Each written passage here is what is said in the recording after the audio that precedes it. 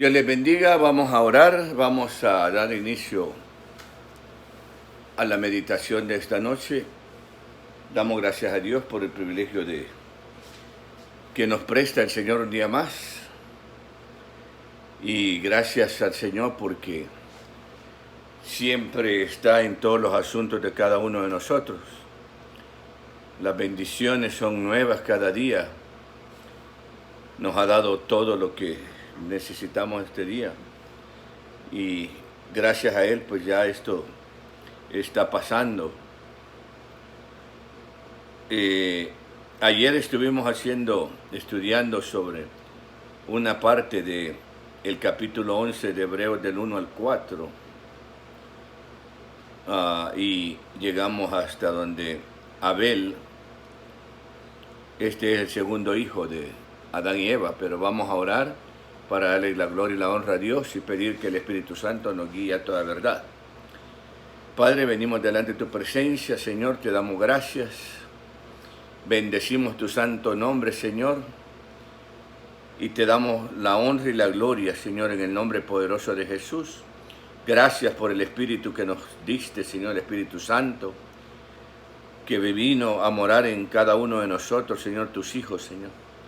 En esta noche te adoramos, te bendecimos, glorificamos tu santo nombre y te damos a ti la gloria, las gracias por todo lo que eres, por lo grande y hermoso y precioso que eres, Dios. Porque no hay nadie como tú, Señor, tú eres el único Dios verdadero, Señor. Gracias, Señor, que mis labios siempre confiesen tu nombre, Señor. Perdona todos nuestros pecados, nuestras ofensas, Dios. En el nombre poderoso de Jesús te pido, Señor. En esta noche pongo en tus manos, Señor, a mi familia, Señor, a Brian, Señor, a Mari, mi esposa, Señor, y también pongo en tus manos, Señor, a todas nuestras familias, nuestros hijos, nuestros hermanos en la carne, que algunos son creyentes, son cristianos, son hijos tuyos, y otros no, Señor, pero te rogamos, Señor, que tengas misericordia de cada uno de ellos, Señor, por nuestros nietos y nietas, Señor, por nuestros sobrinas y sobrinos, Señor, donde quiera que estén, Señor, solo tú sabes, Señor, cómo hacer para llegar a su vida, Señor. En esta noche, Señor, te ruego también y te pongo en tus manos a aquellos que están en las cárceles, Señor. Aquellos que están, Señor, encerrados, Señor, donde un día yo también estuve, Señor. Yo sé lo que es estar ahí, Señor, pero tú estuviste siempre conmigo, Padre. En el nombre poderoso de Jesús te ruego que hasta allá llegue tu mano poderosa y les des consuelo, Señor. Y que los mantengas sanos, Señor, de este virus, Padre. Te ruego por todos aquellos que están en los hospitales, Señor. En todas partes del mundo, Señor, que estén pasando, Señor, por este virus, Señor, que han sido tal vez infectados, Dios. Te ruego que seas tú ayudándolos a pasar esta situación, este problema, esta enfermedad, Señor. Te ruego, Dios, en el nombre poderoso de Jesús por cada uno de ellos, y que los levantes, Señor, y que ellos reconozcan que tú, Señor, eres el que los ayudó a salir de esa situación, Señor. Gracias, bendito Padre, por los hermanos del Centro de Rehabilitación Emanuel, y te ruego por la familia, Señor, pastoral, en el nombre del Padre, del Hijo y del Espíritu Santo. Amén. Como les decía, en la otra parte que vamos a estar estudiando, en esta, lo estamos haciendo por partes porque el estudio es largo, el capítulo 11, y nos quedamos ayer en el capítulo 4, donde dice 11:4 del libro de Hebreos, dice: Abel fue el segundo hijo de Adán y Eva, quien fue matado por su hermano Caín. En el libro de Génesis capítulo 4:3. Pasado un tiempo, Caín trajo su fruto de la tierra, una ofrenda para Jehová.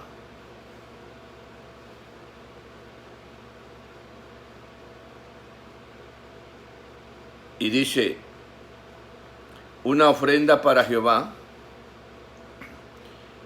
Y Abel trajo también de los primogénitos de sus ovejas y de la grasa de ellas, y miró Jehová con agrado a Abel a su ofrenda, pero no miró con agrado a Caín ni a su ofrenda, por lo cual Caín se enojó en gran manera y decayó su semblante. Entonces Jehová dijo a Caín: ¿por qué te has enojado y por qué has decaído tu semblante? Si hicieres lo bueno, no serías enaltecido, pero si no lo haces, el pecado está a la puerta, acechando, con todo, tú lo dominarás.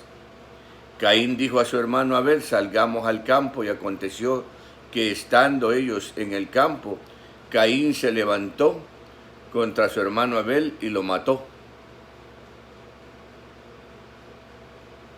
¿Verdad? Y ese fue el evento, uno de los eventos que por primera vez la primer familia de la tierra, de lo que Dios formó, hubo uno que cayó en las garras del enemigo, porque el enemigo dice que la Biblia que el diablo vino solo a matar, a destruir, a quitarnos la paz.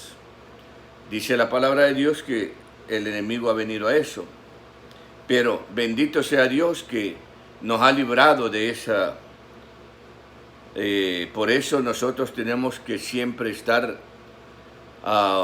en conexión con la Biblia, con música cristiana, para no caer en la tentación. Por eso Jesús les decía a sus discípulos que en una ocasión Él los invitó a que fueran, los llevó a orar con Él allá al Monte de los Olivos, pero los discípulos, el Señor los dejó abajo y Él subió más arriba, y cuando regresó los halló dormidos. Y se dio cuenta que estaban ellos, se da cuenta uno, aquellas personas que no les gusta orar, la carne los domina. La carne es la que domina, porque la carne tiene un pleito, ¿verdad? Dice Romanos y dice Gálatas que hay un pleito entre el espíritu y la carne, y eso es lo que nosotros tenemos que saber y estar ahí listos a no dejar que el enemigo entre en nuestra mente ni en nuestro corazón. Eso fue lo que pasó con Caín, ¿verdad? Pero, volviendo aquí, dice: más excelente sacrificio no fue el tipo de sacrificio que Caín y Abel ofrecieron el que causó la distinción, sino la actitud. No fue ¿cómo se llama? Por la ofrenda, sino la actitud con que llevó la ofrenda. Eso es lo que el Señor ve, el corazón. Porque al Señor no lo podemos engañar. A veces el diezmo no lo damos de corazón, o la ofrenda. Cuando, no sé, yo sé que ustedes no fueron, yo fui criado en la religión católica y yo iba a la fuerza, porque mi abuela me mandaba, yo iba a confesarme con el padre o iba a aprender el catecismo, porque si no iba, mi abuela me castigaba. Por la tradición de ella, yo tenía que hacer lo que ella quería, porque si no, ella se molestaba, la abuela o la tía. Y me acuerdo que me iba yo y el padre, después de confesarme, me mandaba a rezar 20 Padres Nuestros y no sé cuántas Ave Marías.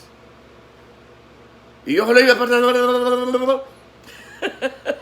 ¿Verdad? Pero uno lo hace, pero yo estaba de una edad como de 10 años, o 9 años, o no me acuerdo, pero de una edad no pasaba, no llegaba ni a los 10, creo yo, pero me acuerdo yo de ello. ¿Verdad? Y esas son las actitudes que en Cristo, ya cuando conocemos al Señor, son cambiadas por medio del Espíritu Santo. Porque el que te guía y el que te está todo el tiempo diciendo eso que estás haciendo o vas a hacer, no es lo correcto. ¿Ah? Y entonces Él es el que nos guía y nos está dirigiendo en esta tierra, mientras estamos aquí, para no pecar contra nuestro Dios, para presentar nuestro cuerpo en sacrificio vivo y santo delante de Dios. Es el culto racional, es lo menos que podemos hacer para Dios. Vivir con Él y no hacer que la ira de Dios venga contra uno.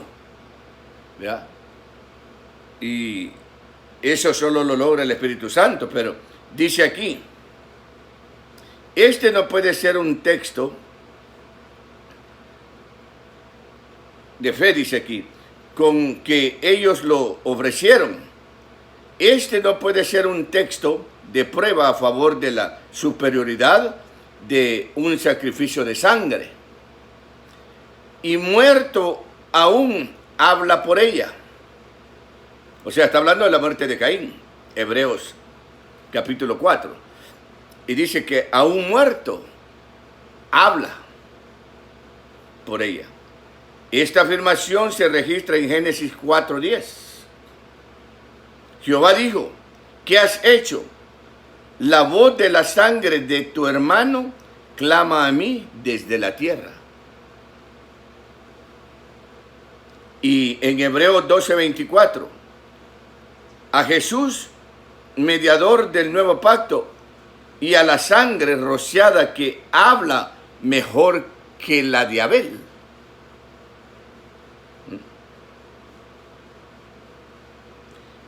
En contexto, esta es una afirmación de fe que se enfrenta con la muerte y triunfa.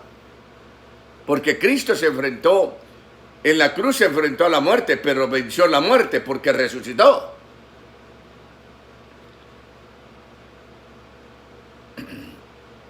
Sobre ella, los lectores estaban retrocediendo de la persecución. Ellos deberían, como Abel, tener fe. En el capítulo 11 del que estamos leyendo en Hebreos, en el verso 5 habla de Enoc. ¿Sí han oído hablar de Enoc? ¿Saben quién fue Enoc? Brian no sabe quién fue Enoc. No se lo han presentado todavía. ¿Ah? Enoc, ¿quién era? ¿Quién fue Enoc? La Biblia hasta tiene un coro, ¿va? ¿Cuántos años vivió Enoc? La Biblia habla de Enoc, mira, dice en el 11:5, por la fe Enoc fue traspuesto para no ver muerte, no fue hallado porque lo traspuso Dios, y antes que fuera traspuesto, tuvo testimonio de haber agradado a Dios.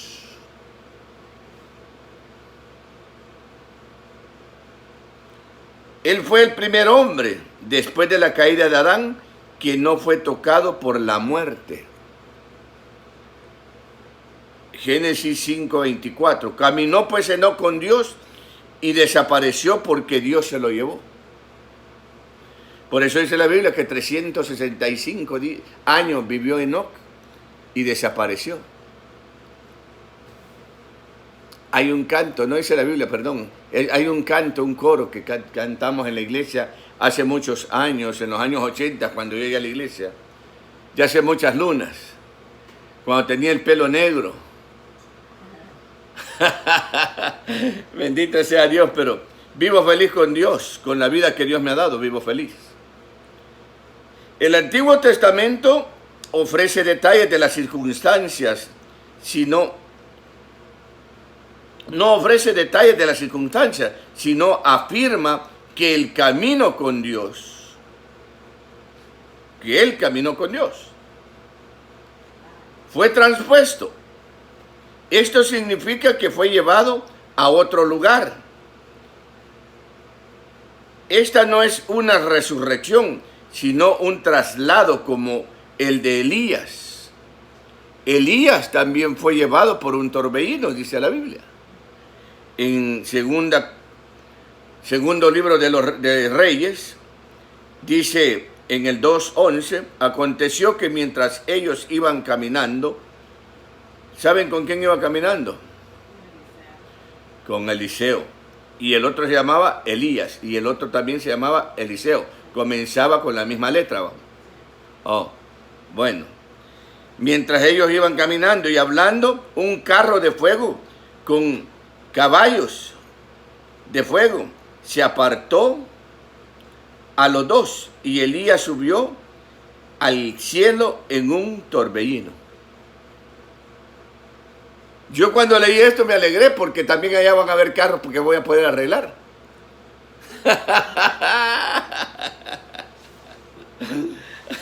Imagínense, carros de fuego.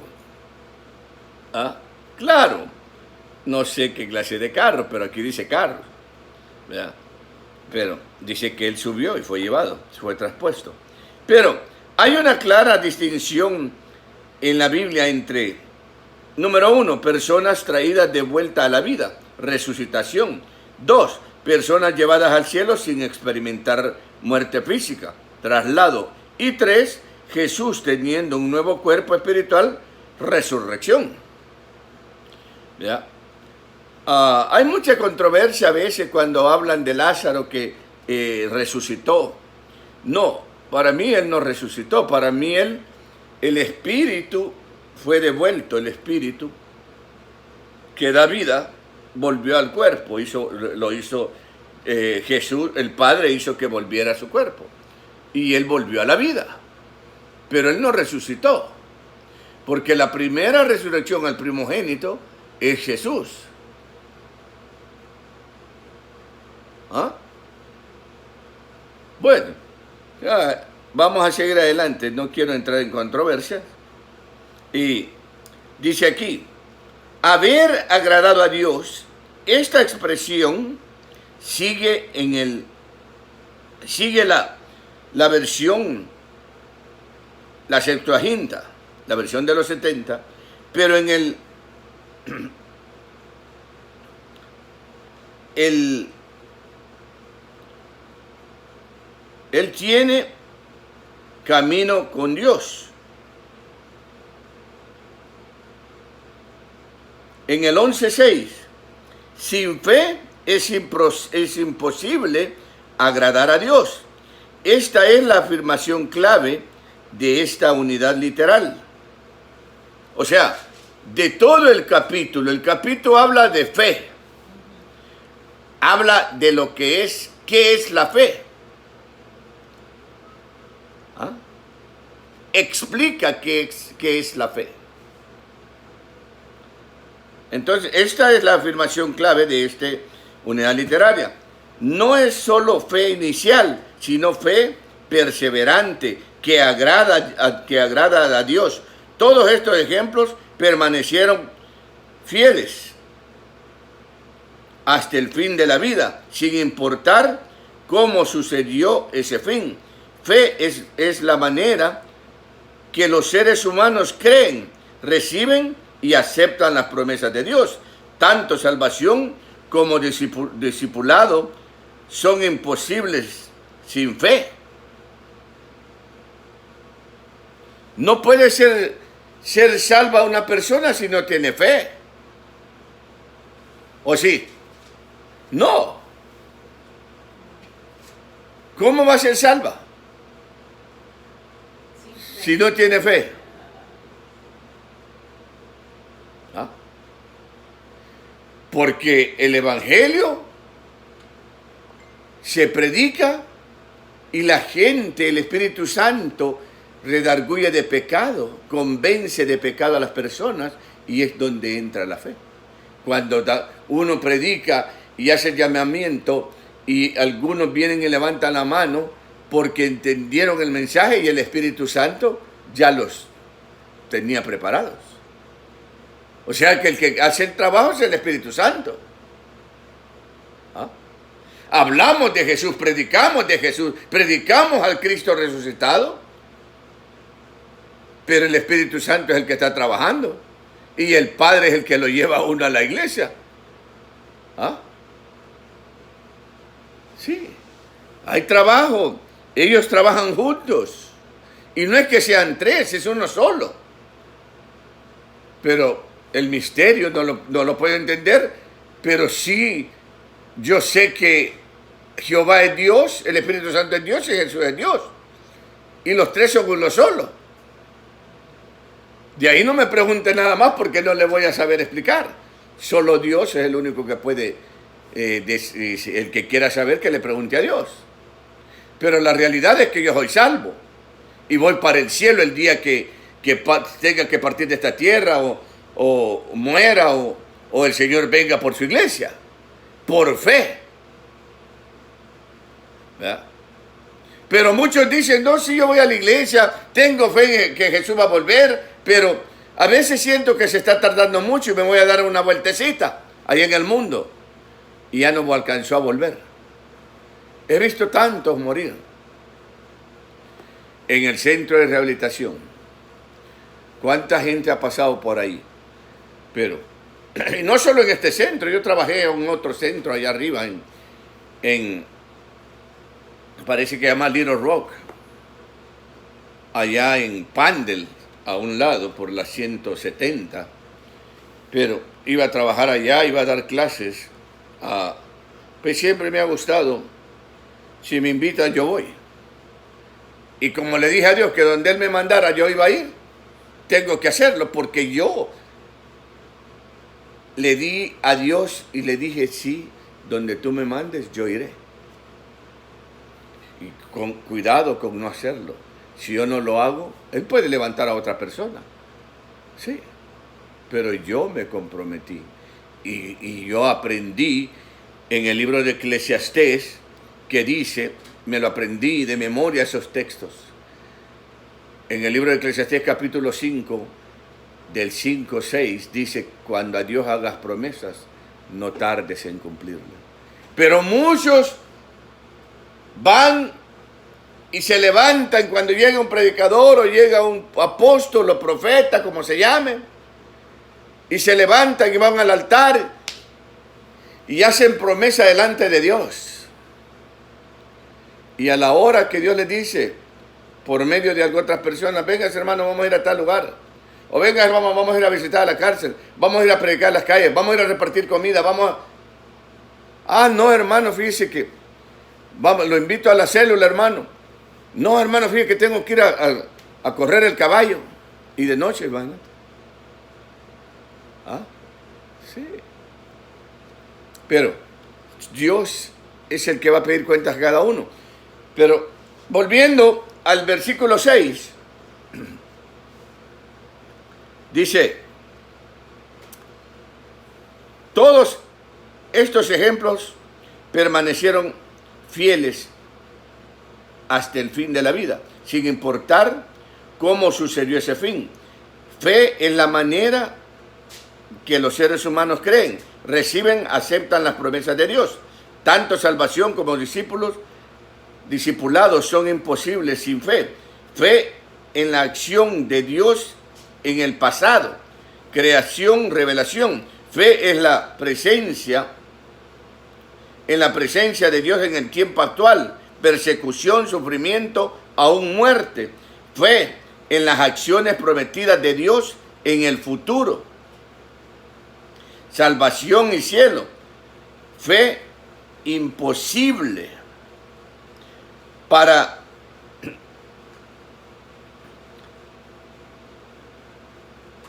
en el capítulo 6, verso 6 de ese mismo libro,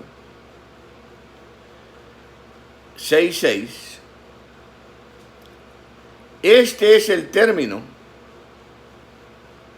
griego, dunatus, capaz, potente, con el alfa, primitiva, incapaz, impotente. Estos dos términos se usan con la connotación de lo que Dios hace y no hace. Se usan en el papiro griego encontrado, en encontraron en Egipto de, número uno, hombres no tienen suficiente fuerza para trabajar. 2, testigos incapaces de testificar. Se usa 4 veces en Hebreos. Imposible de renovar otra vez para arrepentimiento en el 6:4. Imposible que Dios mienta en el 6:18. Imposible de que los sacrificios del Antiguo Testamento salven en el 10:4. Sin fe es imposible agradar a Dios. En el libro de Hebreos capítulo 6. Capítulo 11, perdón. Y volvemos al libro de Hebreos capítulo 11. Me había venido al 6. Dice aquí, nos quedamos en el 11:6. Fíjense, cuando habla, es necesario que crea. La palabra griega pistis se traduce por 3 términos: fe, creer y confianza. Pistis. Sí, del griego. Así como se oye, pistis. Se traduce por 3 términos: fe, creer y confianza. El enfoque no está solo sobre hechos cognitivos, sino sobre una confianza personal en la confiabilidad de Dios. Fe en su fidelidad no es solamente una afirmación, sino un estilo de vida. El término es necesario, es un presente activo indicativo que significa es obligatorio, es necesario, fe es necesaria. O sea, la fe es necesaria. Es galardonador de los que le buscan. Pero muchos dicen que buscan a Dios y se levantan a las 12 del día. No leen la Biblia, no oran, se levantan, se bañan, se cepillan y ya se van a hacer, o si tienen trabajo o no tienen trabajo. No se acuerdan de decirle a Dios gracias por haberme dado un día más de vida, por darme salud, por darme comida, por darme trabajo, por darme las fuerzas, por renovar mi fuerza, Dios.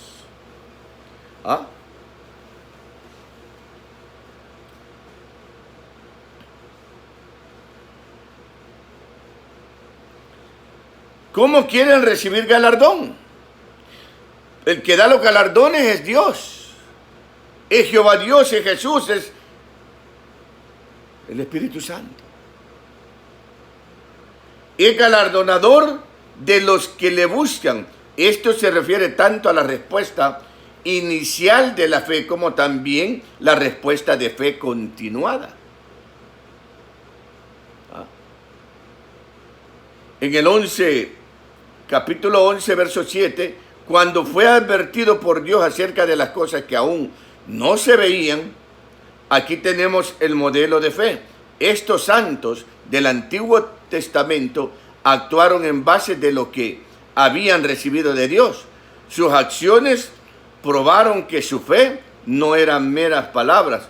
¿Puede imaginarse usted el ridículo y humillación que Noé experimentó cuando construía el barco o el arca? Tan grande, tan lejos de agua, para contener animales, pero Dios se lo dijo y eso era suficiente. Si Dios lo dice en la palabra, la ciencia puede decir lo que quiera, pero ahí es donde muchos científicos han ido a topar, porque Dios dice, ellos dicen que la tierra es cuadrada. Pues al principio eso creían, Noé fue advertido por Dios, o sea que Dios le dijo que hiciera el arca. Y a él no le importó. Él le creyó a Dios. Noé. Y solo se salvaron 8 personas. Y todos los animalitos que entraron.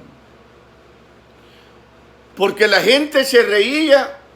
La Biblia no dice, pero muchos dicen por ahí, va, que la gente se reía y que esto y con lo otro. La Biblia no dice aquí. ¿O sí dice? Imagínense. Ponerse a hacer un barco tan grande, un arca, donde no había agua, no había mar. ¿Ah? Si el arca flotó cuando la tierra se inundó.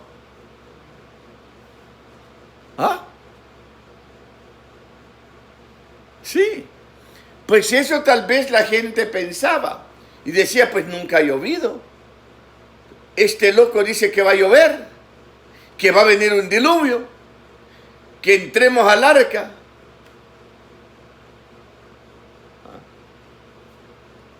Pero él siguió las instrucciones de Dios.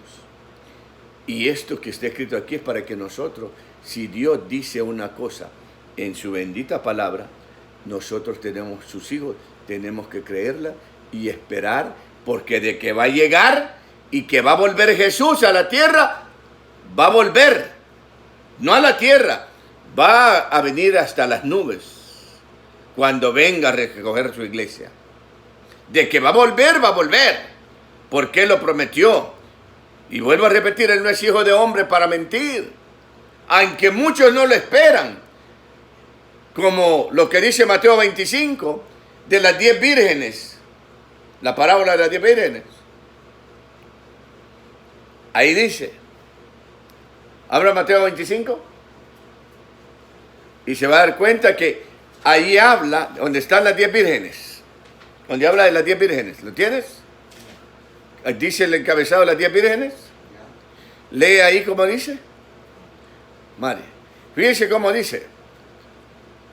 Entonces el reino de los cielos será semejante a 10 vírgenes. Es el capítulo 25. Sí. ¿Qué capítulo? ¿Y qué versículo? Capítulo 25, 1. No, capítulo 25, 1, sí. ¿Ok? ¿Y después? Lean. Entonces el reino de los cielos será semejante a 10 vírgenes, que tomando sus lámparas salieron a recibir al esposo. 5 de ellas eran prudentes y 5 insensatas. Las insensatas, tomando sus lámparas, no tomaron aceite consigo aceite, mas las prudentes tomaron aceite en su vasija, juntamente con sus lámparas. Y tardándose el esposo, cabecearon todas y se durmieron.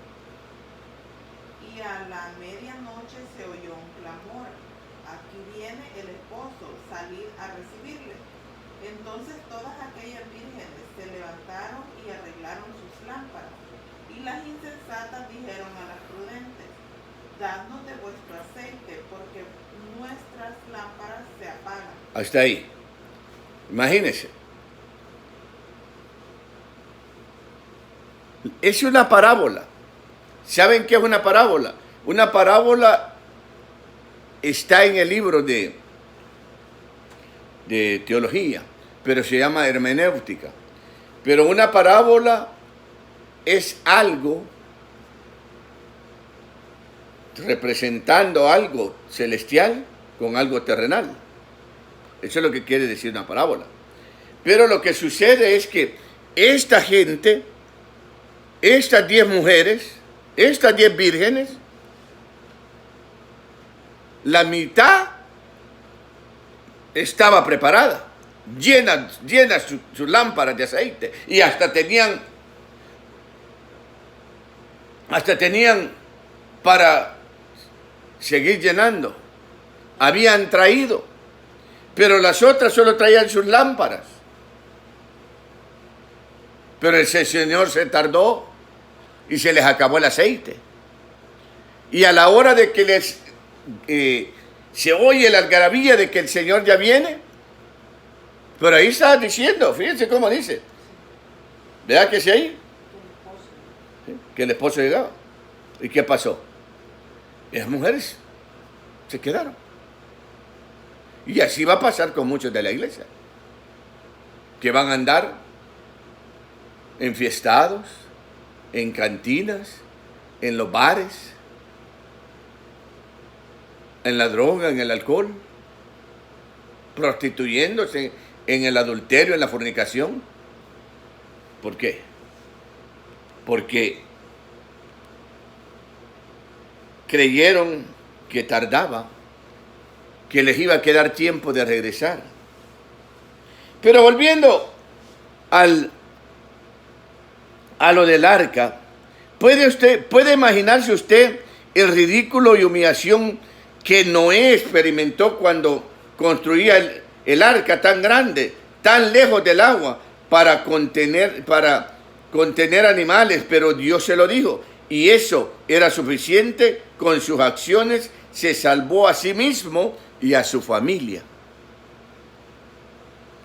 El arca, no era un barco que se podía maniobrar, sino uno que flotaba.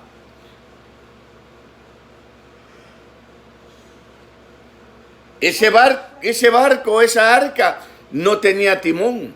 El que lo dirigió fue el Señor mismo. Él lo llevó donde Él quiso, por donde Él quiso. Y cuando estudiamos la palabra de Dios, nos damos cuenta, pero ¿cómo sucedió esto? ¿Verdad? Es para la gente los que no son hijos de Dios, es ilógico aquello, no puede ser. ¿Cómo va a permanecer un barco sin timón o sin motor? No tenía.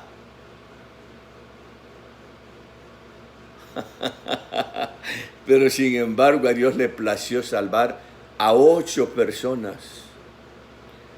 Y de ahí comenzó la nueva raza. A Él le plació. Él dirigió el barco no se hundió, el arca no se hundió. Ahí van todos los animalitos y 8 personas. Y dice la Biblia que fue a quedar en el pico del monte más alto entre Rusia y Turquía, que es el monte Ararat. Ahí fue. Y muchos han ido hasta ahí por ir a ver si está el arca. El arca no está ahí. Ni sé yo dónde está. No sé, no les puedo decir, no sé dónde está. Muchos me han preguntado, pero yo no sé. Entonces yo les digo, no, yo no sé dónde está. Ahí fue donde llegó, pero de ahí no sé para dónde agarró.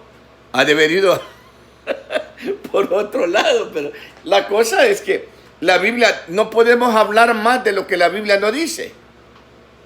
La información que tenemos, esa es la que tenemos que dar, ¿verdad? Pero en el 11.7, no, sí, el 11.7 estamos, dice, fíjese, el término se usaba de un cajón similar al arca del pacto. Por esa fe condenó al mundo, solo porque él, Noé, le obedeció, condenó a todo el mundo. Y si Noé no le hubiera obedecido, de todos modos, él iba a levantar uno que hiciera lo que él quería que hiciera, para mostrar y condenar a todo el mundo. Solo se salvaron 8.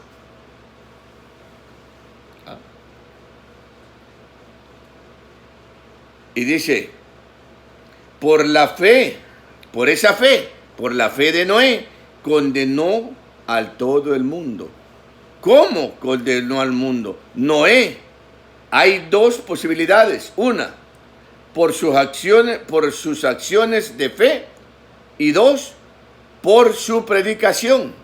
Porque dice el segundo libro de Pedro, capítulo 2, verso 5, tampoco perdonó al mundo antiguo, sino que guardó a Noé, pregonero de justicia, con otras 7 personas, y trajo el diluvio sobre el mundo de los impíos. ¿Ah? Sí. Y es una realidad. Fue hecho heredero de justicia en Génesis 5, en el capítulo 6 y 8, la maldad de los seres humanos. Noé es el primer hombre en la Biblia llamado justo. ¿Ah? Ok. Hay muchos, yo no quiero entrar en esto pero el que me justifica es Dios. Y si Dios me justifica a mí, ¿quién me puede quitar esa justicia? Nadie. Pero no quiero entrar, ese es otro estudio. Vamos a dejarlo ahí. Mira, dice, tampoco perdonó al mundo antiguo, sino que guardó a Noé, pregonero de justicia, con otras 7 personas, y trajo el diluvio sobre el mundo. Y de ahí dice, no quiero decir que era sin pecado, sino que Noé caminó a la luz que tenía en fe y confianza en Dios. O sea, le creyó a Dios. Es que todo el que cree a Dios es justificado por creer. El que le cree a Dios, no que crea en Dios. Creer en Dios, todos los que yo le pregunto me dicen, yo creo en Dios, pero decime cómo se llama tu Dios. Hay que creerle a Jehová, Dios de los ejércitos. Yo no creo en Dios, yo le creo a Dios y creo a su palabra. Eso es lo que hay que hacer. Y dice aquí, no quiere decir que era sin pecado, sino que era la confianza. Llegó, como luego le fue contado, para justicia la fe de Abraham. Imagínense. En Génesis 15:6, así también lo fue la de Noé, para un estudio del significado de la palabra justicia. Hay que ver el tema de justicia. Pero llegamos al 11:8. Abraham obedeció. En alguna manera estos camafeos son representaciones idealizadas de la vida de estos hombres. El Antiguo Testamento es único en la literatura antigua en que sus registros son positivos o negativos acerca de su carácter. Abraham era una extraña mezcla de temor y fe. Temor, número 1, temor. A Dios le dijo que dejara a su familia. Él llevó a su padre y a Lot. Fíjense. Temor. Dios le dijo que dejara a su familia. Él llevó a su padre y a Lot. Ahora, Dios prometió darle un hijo. Él intentó producir a un hijo por la sirvienta de Sara y luego procuró dar a Sara a un rey egipcio y a otro filisteo para salvar su propia vida. Aunque depende cómo las personas lo entiendan. ¿Verdad? Y 2, dice fe, él de veras salió de Ur. Él de veras creyó a Dios, que Dios le daría un descendiente. Él estaba dispuesto a ofrecer a Isaac en Génesis 22, que lo estuvimos viendo en el monte Moriah. Dios está buscando a hombres santos, mujeres santas. No, Dios no está buscando, sino humanos con fallas, quienes respondan a Él en arrepentimiento y fe y vivir por Él a pesar de las circunstancias. Ahí vamos a quedarnos y mañana vamos a continuar en el 9. Vamos a dar gracias a Dios. Bendito sea tu nombre, Señor. Gracias por tu bendita palabra. Gracias porque hasta aquí tú nos sigues guiando y enseñando, Señor, por medio de tu Espíritu Santo. Te damos a ti la honra y la gloria y la alabanza en el nombre del Padre y del Hijo y del Espíritu Santo. Y gracias por guardarnos, Señor, este día. Guarda a nuestros familiares. Salva la vida, Señor. Sana, Señor, a los enfermos en el nombre del Padre, del Hijo y del Espíritu Santo. Amén.